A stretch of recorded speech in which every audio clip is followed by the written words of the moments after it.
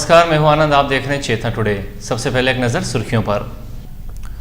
मंडी में फेंका गया सड़ा प्याज, सस्ते भाव पर पहुंचा घर घर।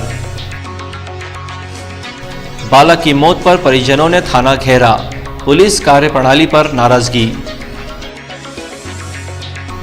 और 65वीं राज्य स्तरीय बास्केटबॉल प्रतियोगिता शुरू, 5 दिन होंगे रोचक मुकाबले। सेलाना बस स्टैंड स्थित कृषि उपज मंडी में प्याज की भारी आवक के बाद बारिश से खराब हुए प्याज को असुरक्षित तरीके से मंडी में ही फेंक दिया गया है, जिसे एकत्र कर फुटकर सब्जी विक्रेता बाजार में बेच रहे हैं, जिससे लोगों की सेहत पर विपरीत असर पड़ना तय है। इस बार मौसम के प्रतिकूल रुख के चलते प्याज की फसल को भी नुकसान पहुंचा है। अतिवृष्टि और ओलावृष्टि के कारण प्याज की फसल चौपट हुई है। मंडी में प्रतिदिन बड़ी मात्रा में प्याज नीलाम के लिए आ रहा है, लेकिन अनुपयोगी प्याज को मंडी परिसर में ही व्यापारी फेंक देते हैं, जिससे फुटकर सब्जी विक्रेता ठेला गाड़ी में भरकर ले जा रहे हैं। बाजार में यही प्याज सस्ते दामों पर बेचा जा रहा है। स्वास्थ्य की दृष्टि से अनुचित प्याज की बिक्री पर यदि रोक नहीं लगाई गई तो गर्मी के मौसम में इसका सेवन बीमारियों का कारण बन सकता है। इसके विपरीत कई मजदूर पेशा परिवार भी इसी प्याज को यहां से एकत्र कर ले जा रहे हैं। मंडी सूत्रों के अनुसार 80% खराब हुआ प्याज फेंका गया है, जो खाने योग्य नहीं है। कुल मिलाकर अनुपयोगी प्याज को मंडी परिसर में फेंकने वालों के खिलाफ मंडी प्रशासन को कार्रवाई करना चाहिए। 3 दिन पूर्व ईश्वरनगर में एक बालक की बाइक से टक्कर के बाद मौत के मामले में पुलिस द्वारा सुस्त गति से की जा रही कार्यवाही पर रोष जताते हुए परिजनों ने थाने पर प्रदर्शन किया। भीड़ बढ़ने पर पुलिस ने सभी को थाने से बाहर निकाल दिया, जिस पर भीड़ ने नाराजगी जताई। 9 मई को ईश्वरनगर में घर के बाहर खेल रहे मोहित पिता अनिल पांचाल पर एक बाइक चालक ने लापरवाही पूर्वक वाहन चलाते हुए उसके ऊपर से बाइक निकाल दी थी, जिससे उसकी मौत हो गई थी। परिजनों के अनुसार वे बाइक चालक को पहचानते हैं। घटना के 3 दिन बाद तक भी आरोपी की गिरफ्तारी नहीं होने पर गुस्साए परिजनों ने क्षेत्रीय रहवासियों के साथ जाकर पुलिस थाना माणक चौक पर पहुंचकर आपत्ति दर्ज करवाई। नागरिकों का कहना था कि एक बच्चे की दर्दनाक मौत के 3 दिन बीत जाने के बाद भी पुलिस ने कोई तत्परता नहीं दिखाई है। यही वजह है कि आरोपी अभी तक फरार चल रहा है। थाने में मौजूद पुलिसकर्मियों के समक्ष जब भीड़ ने तीखे शब्दों में रोष जताना शुरू किया तो सभी को बाहर निकाल दिया गया। सड़क पर खड़े लोगों ने प्रदर्शन भी किया। इस दौरान मीडिया से चर्चा करते हुए मोहित के चाचा ने बताया कि हम सिर्फ पुलिस से आरोपी के खिलाफ कार्रवाई चाहते हैं ताकि न्याय मिल सके, लेकिन पुलिस इस मामले में पता नहीं क्यों लापरवाही बरत रही है।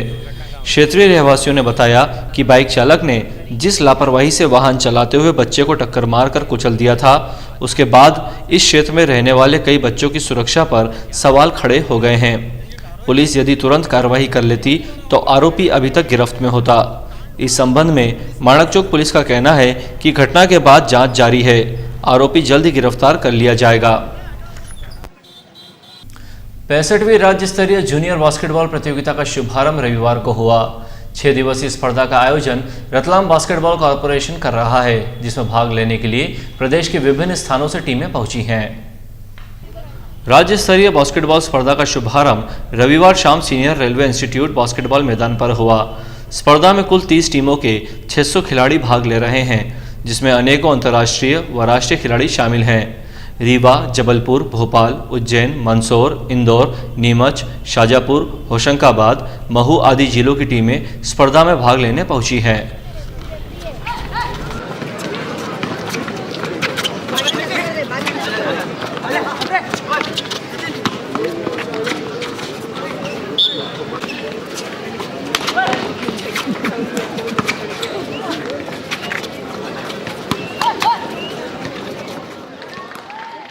जिले में बढ़ रही चोरी व लूट की वारदातों पर नाराजगी जताते हुए पुलिस अधीक्षक डॉक्टर जी.के. पाठक ने इस पर अंकुश लगाने के निर्देश दिए हैं। शनिवार को क्राइम मीटिंग में एसपी ने बढ़ती वारदातों पर नाराजगी जताते हुए उपस्थित थाना और पुलिस चौकी प्रभारियों को गश्त में तेजी लाकर चोर लुटेरों को पकड़ने के निर्देश दिए। पुलिस कंट्रोल रूम पर शनिवार को हुई क्राइम मीटिंग में डॉक्टर पाठक ने गंभीर अपराधों की समीक्षा की। इसके बाद चोरी व लूट की बढ़ती वारदातों पर नाराजगी जताते हुए कुछ थाना व चौकी प्रभारियों को फटकार लगाते हुए काम में सुधार लाने की चेतावनी देते हुए कहा कि रात्रि गश्त में तेजी लाई जाए। संदिग्धों से पूछताछ कर चोरी व लूट की वारदातों का खुलासा किया जाए। कई थानों में संपत्ति बरामदगी का प्रतिशत कम है, इसे बढ़ाया जाए। आम लोगों की शिकायतों पर ध्यान दिया जाए और शिकायतों को गंभीरता से सुनकर उनका निराकरण किया जाए। इस दौरान उन्होंने अनुसूचित जाति जनजाति अधिनियम में हुए संशोधनों की जानकारी देते हुए उनका अध्ययन कर उनमें भी कार्यवाही के निर्देश दिए। साथ ही वारंट तामीली बढ़ाने के निर्देश दिए। एसपी ने विशेषकर महिला एवं बच्चों संबंधी व सनसनीखेज अपराधों को गंभीरता से लेने व उनका निराकरण जल्द करने के निर्देश दिए। उन्होंने कहा कि सनसनीखेज अपराधों की मॉनिटरिंग डीजी कर रहे हैं। पीड़ित अपराधों में 15 दिन में चालान तैयार कर न्यायालय में प्रस्तुत किया जाए। गंभीर अपराधों के लंबित मामलों का जल्द निराकरण किया जाए। महेश्वरी हॉस्पिटल में गर्भस्थ शिशु की सोनोग्राफी के दौरान शारीरिक विकृतियों की जानकारी परिजनों को नहीं दी गई। इसी शिकायत पर परिजनों ने हॉस्पिटल में हंगामा किया। दीपेश चौहान ने बताया, सहकारी बैंक के चतुर्थ श्रेणी कर्मचारी संजय राव चौहान की पत्नी सीमा गर्भवती थी। उनका उपचार महेश्वरी नर्सिंग होम में डॉक्टर मनीषा महेश्वरी ने किया। दूसरी डिलीवरी के लिए सीमा मायके धार चली गई। वहां 6 मई को बालिका को जन्म दिया। जन्म के बाद बालिका की हालत बिगड़ गई। संजय राव के छोटे भाई दीपेश ने बताया, बालिका के कानों के आसपास गठाने हैं, पेट व होंठ की स्थिति भी गंभीर है। उसे इंदौर के टी चोइथराम अस्पताल में भर्ती कराया गया है। वहां जांच के बाद डॉक्टरों ने बताया, बालिका की बीमारी जन्म लेने से पहले की है। जन्म से पहले ही सीमा की सोनोग्राफी के दौरान ये पता चल जाना था।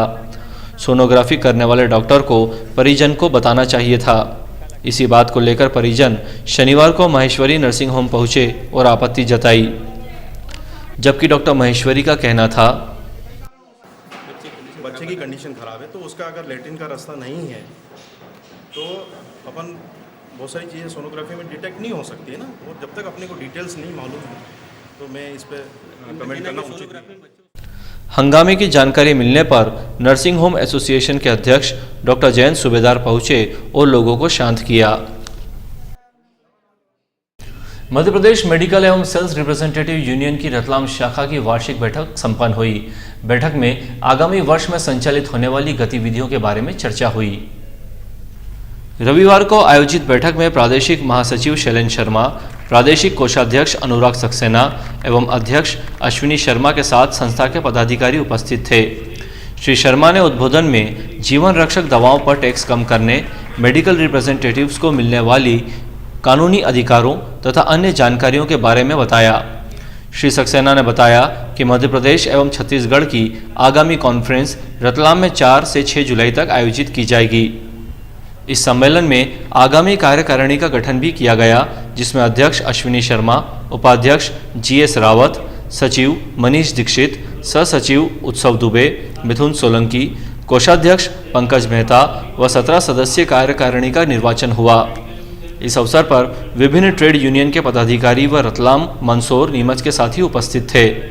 संचालन अश्विनी शर्मा ने तथा आभार दिनेश चंदवानी ने व्यक्त किया। अंत में एक नजर फिर से सुर्खियों पर।